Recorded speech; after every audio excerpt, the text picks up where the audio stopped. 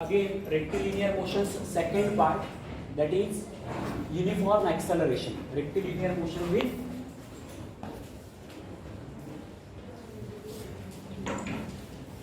uniform acceleration. Rectilinear motion with uniform acceleration. So, in that again there are these three formulas which are important. That is S is equal to ut plus 1/2 at square, जो कि मैंने आपको बोला ये सबसे important formula है जो आपको लगने वाला है. Then v is equal to u plus at and v square equal to u square plus twice as. ठीक है, तो ये जो भी फॉर्मूलेज है ये सभी आपको कंटिन्यूअसली लगने वाले हैं, तो ये आपको याद रखना है. तो जैसे कि आप लोगों को पता है इसका सबका डेरिवेशन हम लोग कर ही सकते हैं सॉल्व. सबको डेरिवेशन आता है इसका. For example let us say acceleration is equal to what, rate of change of velocity upon rate of change of velocity with respect to time. So this dv can be equal to a into dt, correct. जब भी dd आ जाए दोनों volume में तब क्या करते हैं हम लोग, इंटीग्रेशन करते हैं. इंटीग्रेशन को हम लोग लिमिट्स अगर अप्लाई करें तो वेलोसिटी का लिमिट क्या होता है u to v और टाइम का लिमिट क्या होता है 0 to t, बराबर है. So what is the integration of dv, v बराबर है. इसको लिमिट्स अप्लाई कर दोगे तो upper limit is v minus lower limit is u. So v minus u is equal to a तो कांस्टेंट है वो बाहर आ जाएगा इंटीग्रेशन की यहीं पे, correct. So a into dt का इंटीग्रेशन क्या आएगा t, अगर लिमिट्स अप्लाई कर दिया तो t माइनस 0, बराबर है. सो a into T minus a into 0, तो वो 0 बन जाएगा. यहाँ पर क्या बचेगा, सिर्फ at बचेगा. So from this we can write v is equal to u plus at. ये एक फॉर्मूला प्रूफ हो गया आपका. और इसी फॉर्मूले पर से आप लोग अगले भी ये जो फॉर्मूले है वो आप लोग क्या कर सकते हो, प्रूफ कर सकते हो. लेकिन एग्जाम में आप लोगों को इंजीनियरिंग मैकेनिक्स के एग्जाम में आप लोगों को इसका डेरिवेशन शायद नहीं पूछेंगे, और अगर एमसीक्यू एग्जाम हो तो डेरिवेशन का तो कोई सवाल ही नहीं है. लेकिन ये तीनों फॉर्मूले आपको याद रखना है. Along with that distance is equal to velocity into time, ये भी आपको याद रखना है. एक्चुअली वो यही फॉर्मूला है, distance is equal to velocity into time. लेकिन कब, जब वेलोसिटी कांस्टेंट हो तब. क्योंकि अगर वेलोसिटी कांस्टेंट रहेगा तो एक्सेलरेशन 0 बन जाएगा, बराबर है. If the velocity is constant acceleration is 0. तो अगर एक्सेलरेशन 0 है तो ये पूरा टर्म क्या बन जाएगा, 0 बन जाएगा. So distance is equal to velocity into time, इतना ही बचेगा. तो इसके इन तीनों के साथ आपको ये फॉर्मूला भी याद रखना है, distance is equal to velocity into time. ठीक है. So write down this 4 formulas. अगर डेरिवेशन लिखना है शॉर्ट में तो ये लिख सकते हो. Then we will be starting with the problem directly. ठीक है.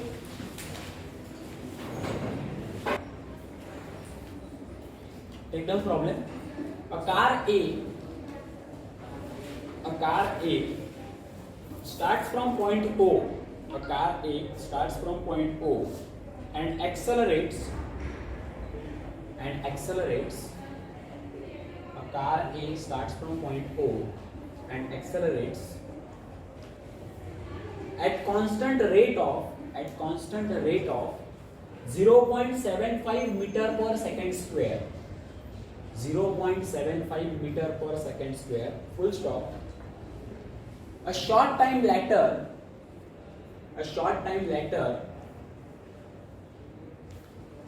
it is passed by a bus B.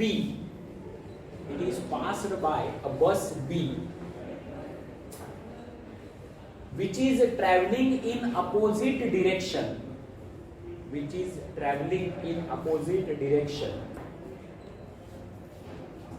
At constant speed of 6 meter per second. At constant speed of 6 meter per second. At constant speed of 6 meter per second. Full stop. Knowing that car B passes point O 20 seconds after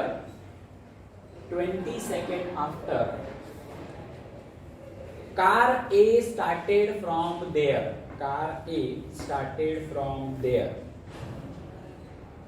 THERE there. from there, full stop. Determine when and where the vehicles passed each other, when and where the vehicles passed each other, question mark. What was the velocity of car A? What was the velocity of car A at the time of passing? At the time of passing. ठीक है?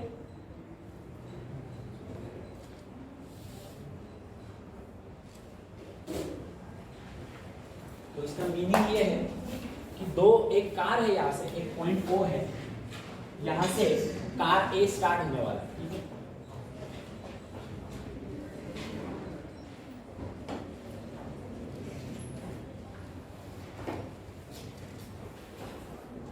इस point O से car A start होने वाला है।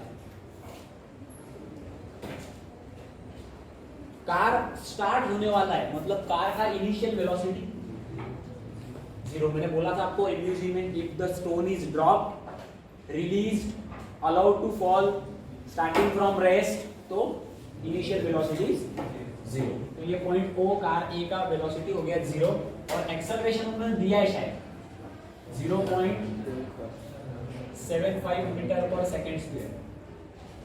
ये लिख रहा है, should I make it big?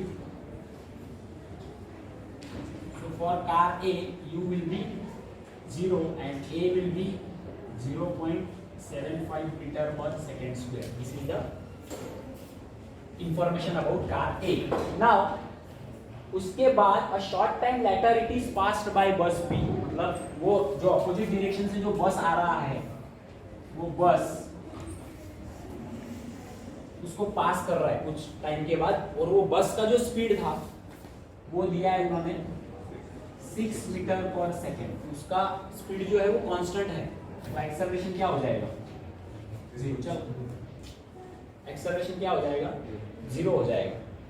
अभी उनका बोलना ये है क्वेश्चन में, the bus B passes point O 20 second later after car A started from there. मतलब यहां से कार जैसे ही निकलता है O पॉइंट से, हमने देखा कि उधर से एक बस आ रहा है और जैसे ही ये कार A यहां से निकला वो बस B यहां पे मतलब पॉइंट O पे कितने सेकंड के बाद पहुंचा 20 सेकंड के बाद। Are you getting car A? Are you getting my point? Car A is starting from here and bus B is starting from here. So it will be requiring ये यहाँ से कार A निकलने के बाद ये बस जो है इस पॉइंट पर था उस समय पे, और उसको इस पॉइंट O पे पहुंचने के लिए कितने सेकंड लगे 20 सेकंड लगे। Are you getting? तो उनका क्वेश्चन ये है कि when and where these vehicles passed each other, मतलब ये दोनों व्हीकल्स ने एक दूसरे को कहां और कब क्रॉस किया। तो लेट अस कंसीडर कि इस पॉइंट पर उन्होंने एक दूसरे को क्रॉस किया होगा, ठीक है।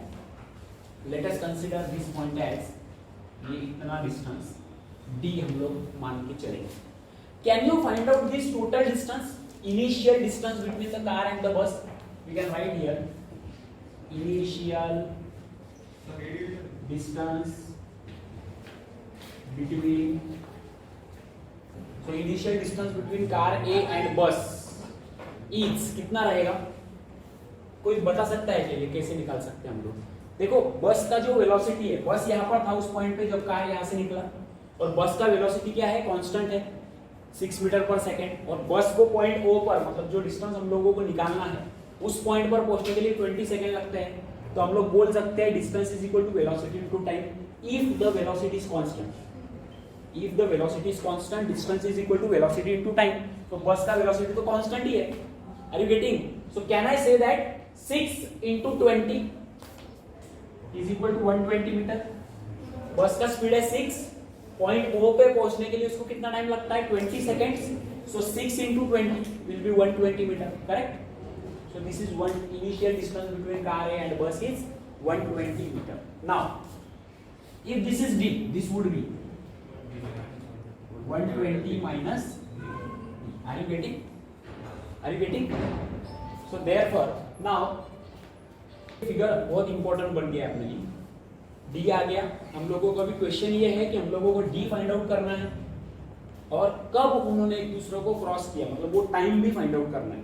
जैसे ही कार यहाँ से निकली उसके कितने सेकंड के बाद उन्होंने एक दूसरे को क्रॉस किया, और जब क्रॉस किया तब बस का स्पीड तो 6 ही होने वाला है, लेकिन कार का स्पीड कितना है वो भी उनका एक क्वेश्चन। ठीक है, तो हम लोगों को यही बेसिक प्रोसेस जो हमने मोशन अंडर ग्रेविटी में फॉलो किया था वही हम लोगों को फॉलो करना है।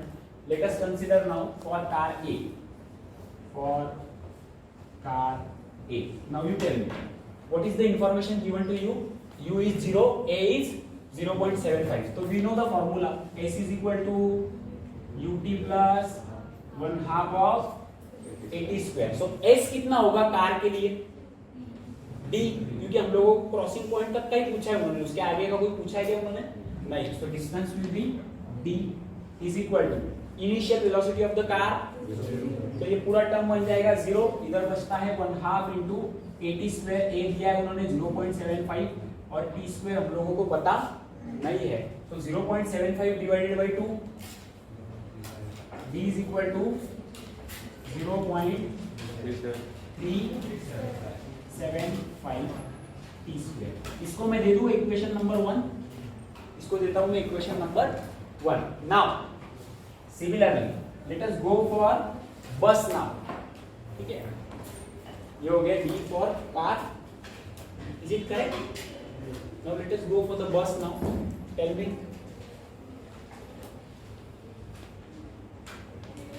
फॉर बस, बोलो S is equal to ut plus half of 80 square, correct है? तो S इज इक्वल टू बोलो velocity of the bus 6 into time, आप बोलोगे 20 सेकेंड, लेकिन 20 सेकेंड कौन सा टाइम था बस का? इस पॉइंट पे पहुंचने का। हम लोगों को कहा जाना है इस पॉइंट पर, मतलब ये S is will be 120 minus G. आप बोलोगे कि सर एमयूजी में आपने ऊपर वाला डिस्टेंस पॉजिटिव लिया था, नीचे वाला डिस्टेंस निगेटिव लिया था, तो इसमें भी राइट वाला पॉजिटिव लो, लेफ्ट वाला निगेटिव लो, चलेगा? नहीं चलेगा, क्योंकि डिस्टेंस कभी भी निगेटिव नहीं होता। Are you getting? Distance will not be negative, वो डिस्प्लेसमेंट था। Here it is we are considering distance. अगर आप एबीबी सर्कल से त्र्यंबकेश्वर की तरफ जाओगे तो भी आप प्लस 20 किलोमीटर ही जा रहे हो, और अगर आप एबीबी सर्कल से सीबीएस की ओर जाओगे तो भी डिस्टेंस प्लस में ही रहेगा, बराबर है? So here 120 minus D will be the process, 6 into t will be, I don't know what is the value of t, correct? So now write down 120 minus d is equal to 6t. So here d इधर आ गया, 6t इधर आ गया, d is equal to 120 minus 6t, correct? Equation number 2. Am I correct? यहाँ तक समझ में आया? So from 1 and 2 हम लोग बोल सकते हैं d is equal to this and d is equal to this. So if LHS is same, RHS will be same. So 0.375 t square is equal to 120 minus 60. ये टर्म इधर आ जाएगी 0.375 t square plus 6t minus 120 is equal to 0. क्या करना पड़ेगा? कैलसी degree में जाना है, mode का बटन 3 बार दबाओगे, मोड मोड मोड, इक्वेशन आ जाएगा, इक्वेशन में जाना है, राइट हैंड का एरो की प्रेस करना है, वो पूछेगा डिग्री, अपना हाईएस्ट डिग्री कितने का है? 2 का है, तो again you will place the button of 2 and again first term will be a पूछेगा वो 0.375 इक्वल टू दबाओ, बी पूछेगा वो डालो 6, सी पूछेगा वो क्या डालोगे? -120। तो आंसर क्या होता है? 11.59। एक ही आंसर आता है टी का कि 2 आ रहे हैं? एक निगेटिव में होगा, तो टाइम कभी निगेटिव नहीं होता। So time t is equal to 11.59 seconds.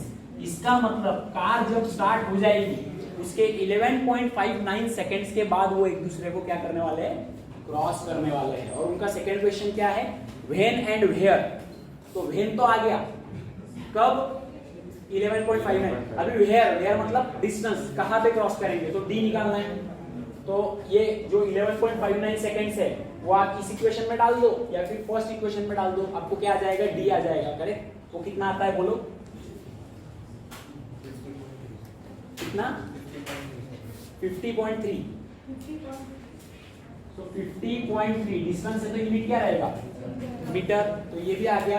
When and where answer आ गया। और उन्होंने क्वेश्चन पूछा है कि जब क्रॉस करेगा तब कार का स्पीड कितना होगा, तो उसके लिए क्या फॉर्मूला है आपके पास, v is equal to u plus at। Car का इनिशियल स्पीड 0 प्लस एक्सेलरेशन उन्होंने दिया है कार का 0.75, और कब निकालना है, जब क्रॉस करने वाले तब, तो क्रॉस कब करने वाले 11.59, so this will be v is equal to कितना आता है 8.69, वेलोसिटी है तो यूनिट क्या बन जाएगा मीटर पर second. This will be your final 3 answers of your question. ठीक है, समझ में आ गया, you can note it down.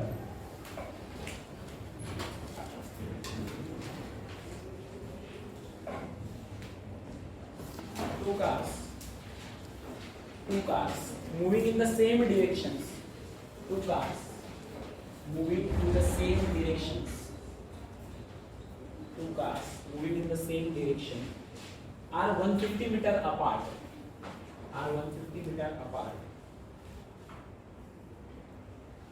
Car A being ahead of car B, car A being ahead of car B at this instant, the velocity of A at this instant, the velocity of A is 3 meter per second, is 3 meter per second,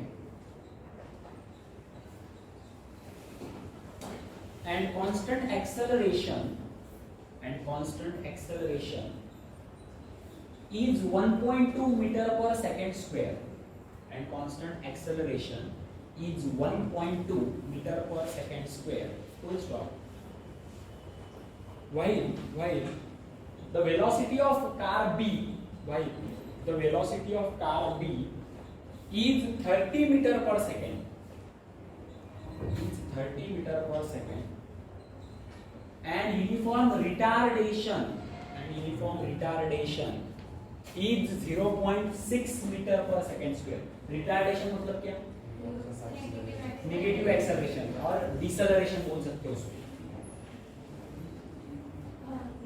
uniform retardation is 0.6 metre पर second square, 0.6 metre पर second square, full stop. How many times do the cars crossed each other, how many times do the cars crossed each other, question mark. Find when and where they will cross, find when and where they will cross with respect to given position of car A, with respect to given position of car A.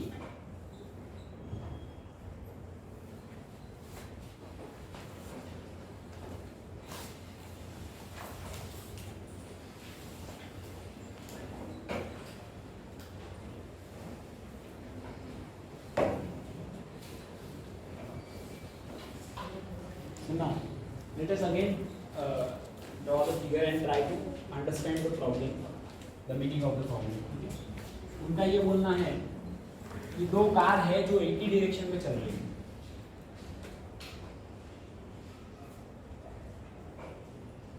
दो car है जो एक ही direction में चल रही है।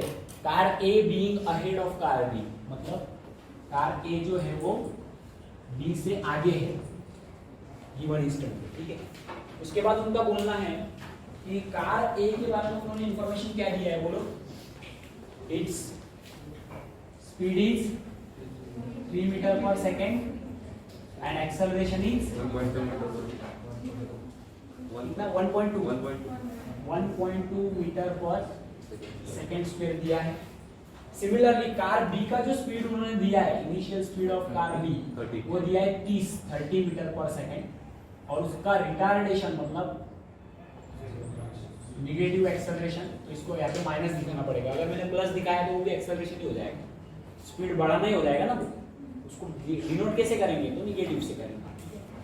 तो ऐसा मान के चलते हैं कि वो एक दूसरे को, सबसे पहले तो ये बताओ मुझे लॉजिकल थिंकिंग से आपको क्या लगता है इस प्रॉब्लम में, और कितने बार एक दूसरे को ओवरटेक करना चाहिए? यस, सॉरी, एक बार। थोड़ा ध्यान लगा के काम करो, थोड़ा लॉजिकल सोचो। हाँ, 2 बार कैसे बोल सकते हो? बोलो, यस बरोबर है। रुकने का तो उन्होंने कोई बोला ही नहीं ना कि आगे जाके, उन्होंने थोड़ी ना बोला है कि आगे एक्सीडेंट होने वाला है या आगे कुछ। हाँ, ए से भी स्लो हो जाएगी। हाँ, दैट इज द पॉइंट कि ये देखो ए का स्पीड है 3, लेकिन उसमें एक्सेलरेशन है, उसका स्पीड क्या हो रहा है? धीरे धीरे बढ़ते जा रहा है। इसमें रिटार्डेशन होने वाला है, लेकिन इनिशियल स्पीड उसका 30 है, मतलब इससे 10 गुना ज्यादा। तो ऑब्वियसली ये बहुत अभी स्लो हो रहा है ये कार, आई एग्री, लेकिन डिस्टेंस कम है दोनों में, तो एक बार तो ओवरटेक करेगा ही। ये इसका स्पीड 10 गुना है, अगर वो स्लो हो रही है तो चलेगा, लेकिन 10 गुना स्पीड है तो एक बार तो ओवरटेक करेगा ही, और इसका स्पीड बढ़ते जा रहा है धीरे धीरे, उसके बाद वो ओवरटेक करने वाला है। तो लॉजिकल सोचो तो 2 बार इसका आंसर आना चाहिए कि 2 बार एक दूसरे को क्रॉस करें।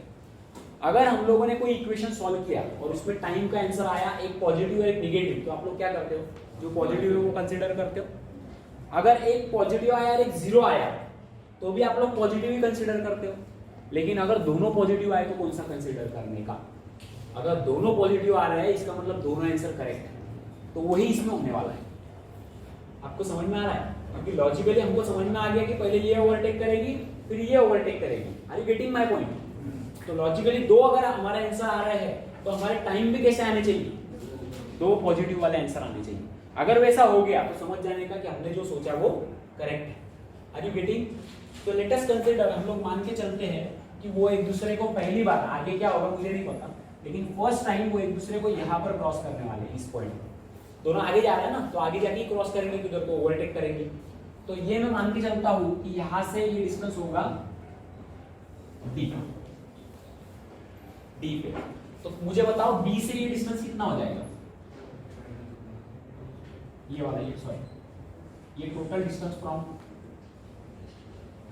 डी पॉइंट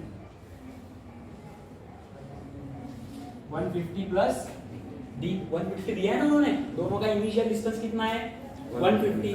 तो अगर इसको आगे डी इतना जाना है तो इसको कितना जाना पड़ेगा? 150 प्लस डी, बराबर है। Are you getting friends? Are you getting everyone?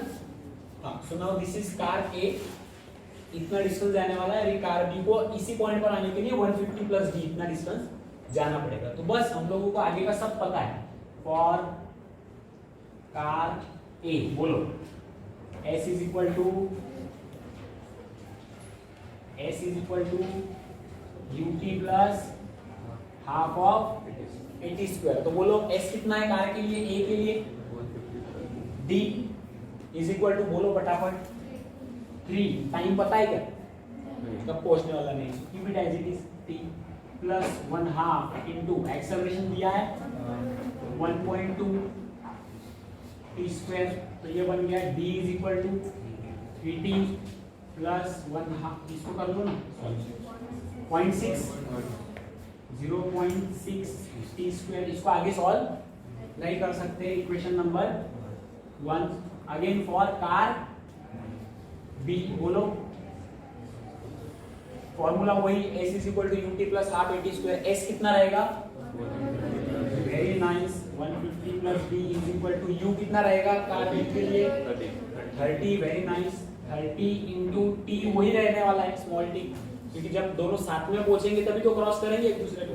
और उन्होंने ऐसा भी कुछ बोला नहीं कि कार बी जो है 1 सेकंड के बाद निकलता है, ऐसा कुछ बोला है नहीं। सो t भी वही रहेगा 30t प्लस 1/2 into acceleration is minus 0.6 t square. तो ये बन जाएगा 150 plus d is equal to 30t minus 0.3 t square. Correct है? इधर ब्रैकेट लगाने का कोई जरूरत नहीं है, ये d इधर रहने दो, 150 उधर जाने दो। क्या हो जाएगा? d is equal to minus 0.3 t square plus 30t और ये 150 उधर चला गया तो माइनस 150। इसको भी आगे में सॉल्व नहीं कर सकता। इक्वेशन नंबर 2 दे देंगे हम लोग इसको। इस यहाँ तक किसी को कोई डिफिकल्टी नहीं। इसके बाद क्या कर सकते हैं, इधर ले लेता हुआ visible. So now again from equation 1 and 2 LHS is same, D and D, so RHS will be same again. So बोलो 3t plus 0.6 t square is equal to minus 0.3 t square plus 30t minus 150 बराबर। तो बोलो ये 0.6 t square है और इधर minus 0.3 t square है, तो ये माइनस 0.3 इधर आ जाएगा तो प्लस हो जाएगा, तो ये बन जाएगा 0.9 t स्क्वायर। ये 3t है और ये 30t है। 30t को इधर ले लो तो माइनस 30t हो जाएगा। सो 3t माइनस 30t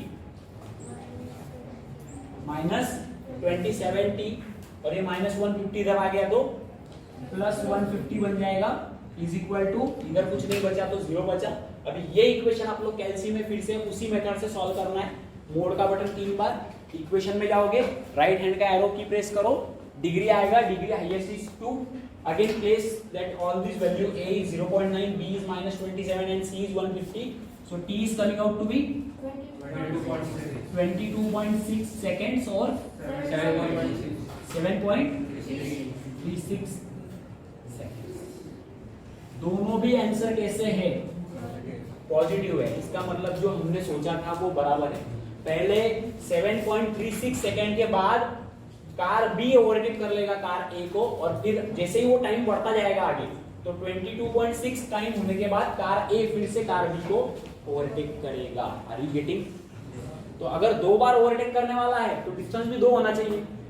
पहले यहाँ पे ओवरटेक किया और फिर आगे जाके कहीं तो ओवरटेक किया, तो डिस्टेंस 2 बार निकालने के लिए क्या करोगे, ये डी का इक्वेशन लो या फिर ये डी का इक्वेशन लो और उसमें ये टी का वैल्यू फर्स्ट टाइम ये डालो, सेकेंड टाइम ये डालो।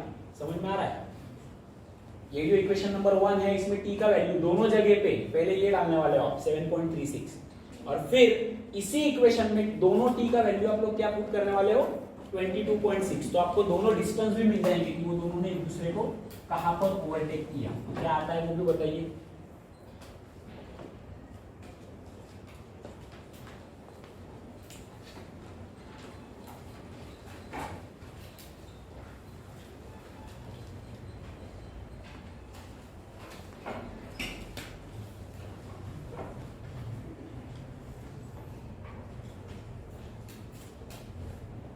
कितना आता है डी? 374.2।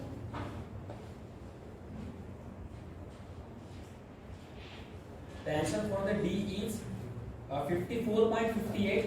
पहला 7.36 डालने के बाद 54.58 मीटर और सेकंड आंसर आता है 375.4 मीटर और 6 मीटर। ये दोनों डी के आंसर्स आते हैं।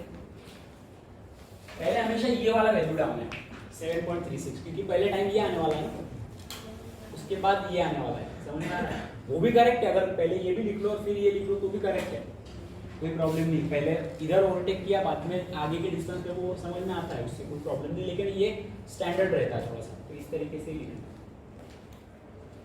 तो ये सब आंसर्स आ गए आपके कि कब कितने बार ओवरटेक किया, 2 बार, कब ओवरटेक किया, एक यहाँ पे एक यहाँ पे, और कहाँ ओवरटेक किया, पहले यहाँ पे इस डिस्टेंस पे, इसके बाद इस डिस्टेंस पे। Are you getting everyone? Note it down fast.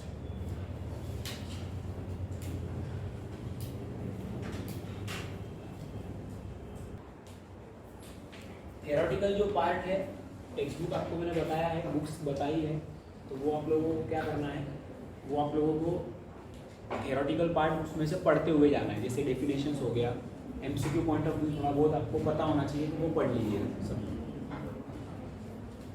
एमयूजी में भी जैसे मैंने बताया था मोशन अंडर ग्रेविटी में, ये एमयूजी में भी जो मैंने बताया था कि मोशन अंडर ग्रेविटी में कौन से फॉर्मूले हैं, उसके बाद कौन सा कब यूज़ करना है ये बताया था। उसके बाद मैंने आपको बताया था बेसिक डेफिनेशन ऑफ एमयूजी क्या होता है। उसके बाद उसके साइन कन्वेंशंस भी मैंने आपको नोट करा के लिए, वो भी याद रखना है आपको।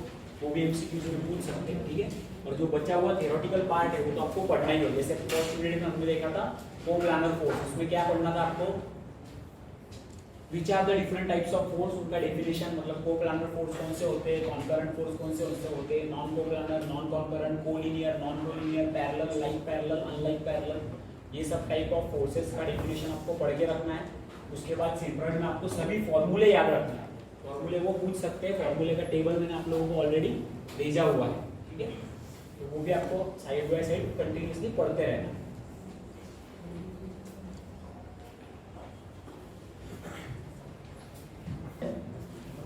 A sprinter,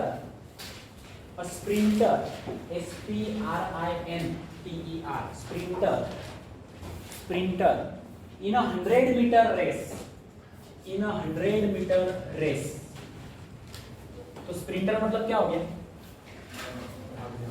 भागने वाला, इसको मराठी में हम लोग बोल सकते हैं धावक, पढ़नार, भागने वाला। सो अ sprinter in a 100-meter race accelerates uniformly for first 35 meter, accelerates uniformly for first 35 meter, and then runs with a constant velocity, full stop. If the sprinter's time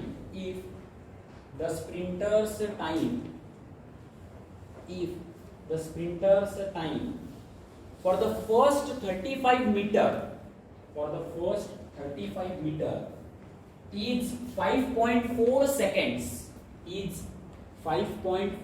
seconds, comma, determine his time for race,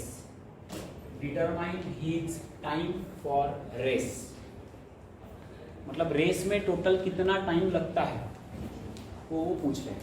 meaning क्या हो गया question में, can you please explain, can you tell me,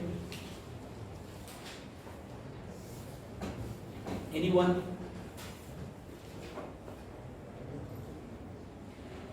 should I पढ़ रहे हो, बता रहे हो, ट्राई कर रहे हो?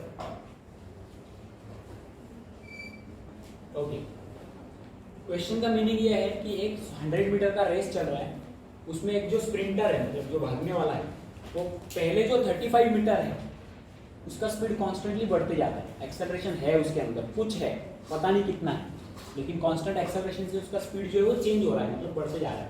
लेकिन 35 मीटर जैसे वो क्रॉस करता है तो उसके बाद आगे की जो रेस है वो यूनिफॉर्म स्पीड से भाग रहा है, मतलब वो निकला 0 की स्पीड से, भागते भागते दो हुआ स्पीड, फिर 4 हुआ, फिर 6 हुआ, फिर 8 हुआ, फिर 10 हुआ, उसके बाद वो पहुंच गया 35 मीटर पे। तो आगे का जो रेस है वो 10 की स्पीड से कंटिन्यू भागने वाला है। Are you getting? तो आगे का एक्सेलरेशन कितना हो गया, 35 के आगे वाला। तो ये जो रेस है बेसिकली इसको हमको 2 पार्ट में डिवाइड करना पड़ेगा, एक फर्स्ट 35 मीटर और एक 35 के आगे वाला।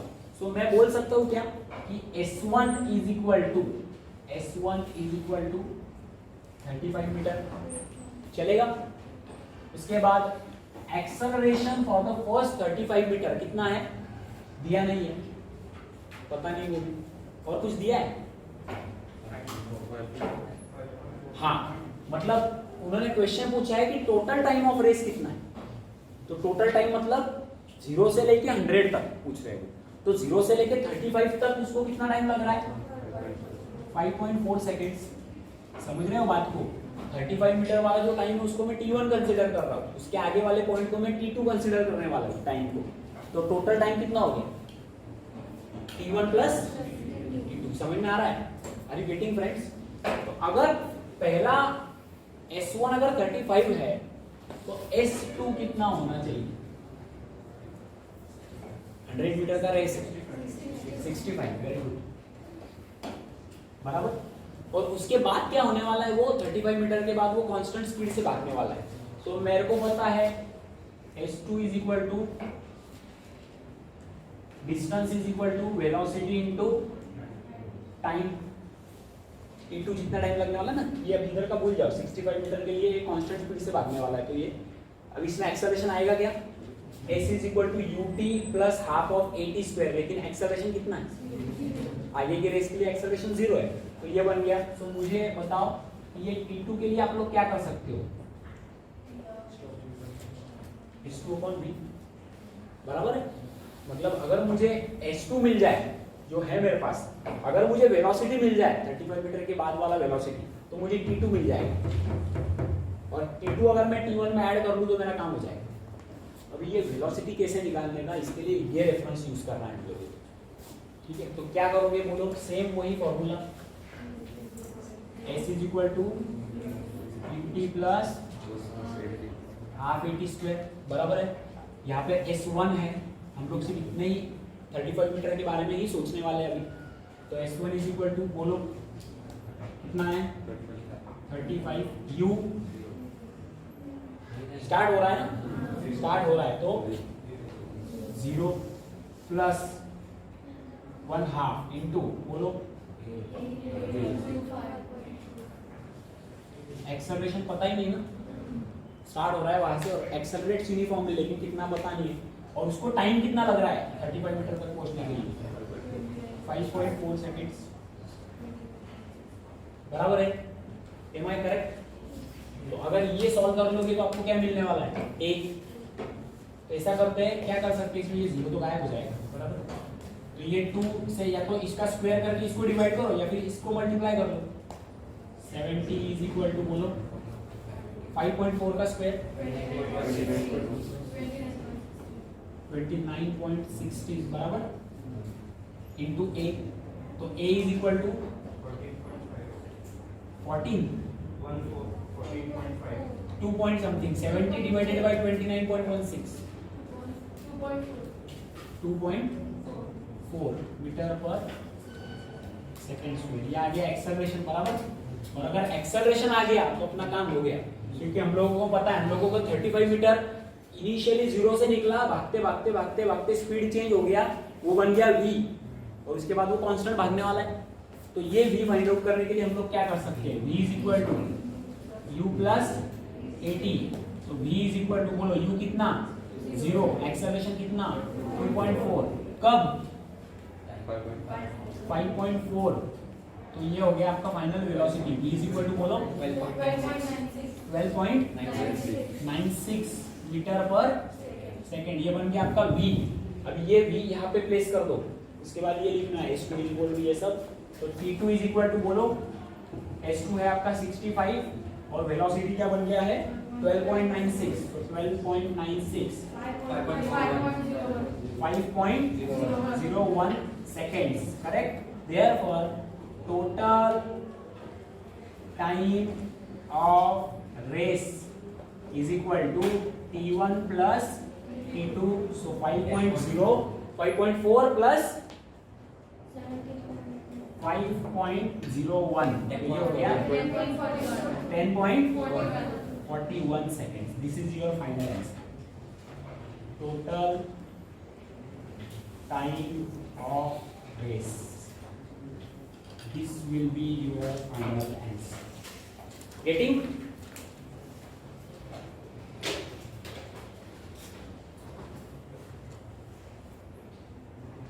Question. अभी देखो एक थोड़ा सा चेंज है टॉपिक, छोटा सा, आपने nth सुना है ना, nth सेकेंड के बारे में आपने सुना होगा, 12th में बहुत बार है ये कंसेप्ट, nth डेरिवेटिव सुना है ना, तो इसमें भी एक पार्ट है nth, मतलब 80 मीटर डिस्टेंस कवर किया 9th सेकेंड पे, 10th सेकेंड पे वो हो गया 95 मीटर। अगर ऐसा कुछ क्वेश्चन हो तो उसके लिए एक स्पेसिफिक फॉर्मूला है, वो आप लोग को यूज करना है, write down that formula, SN is equal to u plus a by 2n minus 1, SN is equal to u plus a by 2 in the bracket 2n minus 1, where n is second, 9th second पे पहुंच रहा है, तो यहाँ पे s 9th आ जाएगा और यहाँ पे n का वैल्यू का क्या आएगा 9। 8 सेकेंड पे आ रहा है तो 8 8, 7th सेकेंड पे आ रहा है तो 7 7, ठीक है। This formula is important. MCQ में ऑनलाइन अगर एग्जाम होता है और एमसीक्यू अगर पूछते हैं तो इस पे क्वेश्चन आ सकता है, ठीक है। छोटा सा प्रॉब्लम होता है, ज्यादा बड़ा नहीं होता है। This is one of the trick for particular second. So write down this formula Sn is equal to, take down question. A car starts from rest. A car starts from rest and moves in a straight line. A car starts from rest, मतलब u is equal to 0 and moves in a straight line with uniform acceleration. With uniform acceleration.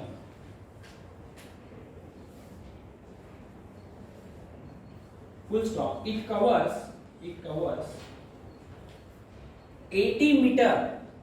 It covers 80 meter in 9th second. In 9th second. It covers 80 meter distance in 9th second. Full stop. Find the uniform acceleration of the car.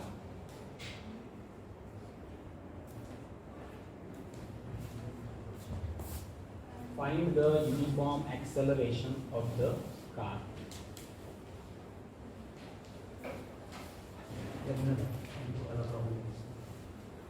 Okay.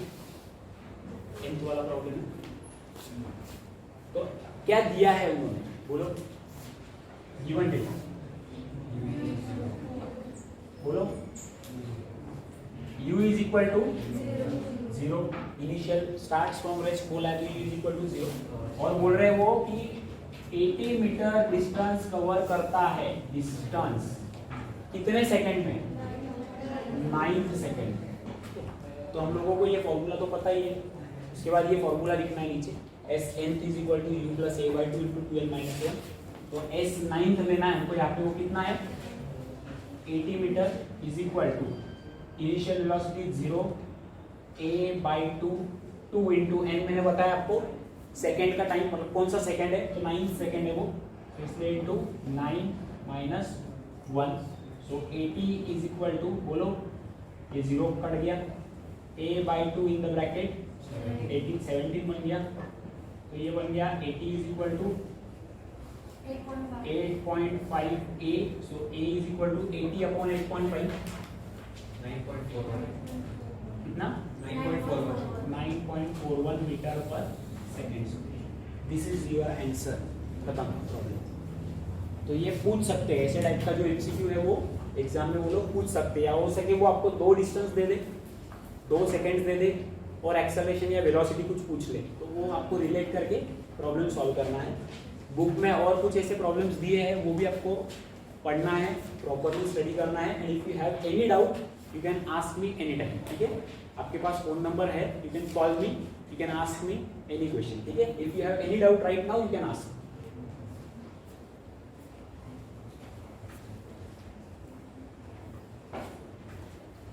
So here we can say that here is the end of our rectilinear motion with uniform acceleration। मतलब rectilinear motion में motion under gravity हमारा हो गया और uniform acceleration हमारा हो गया।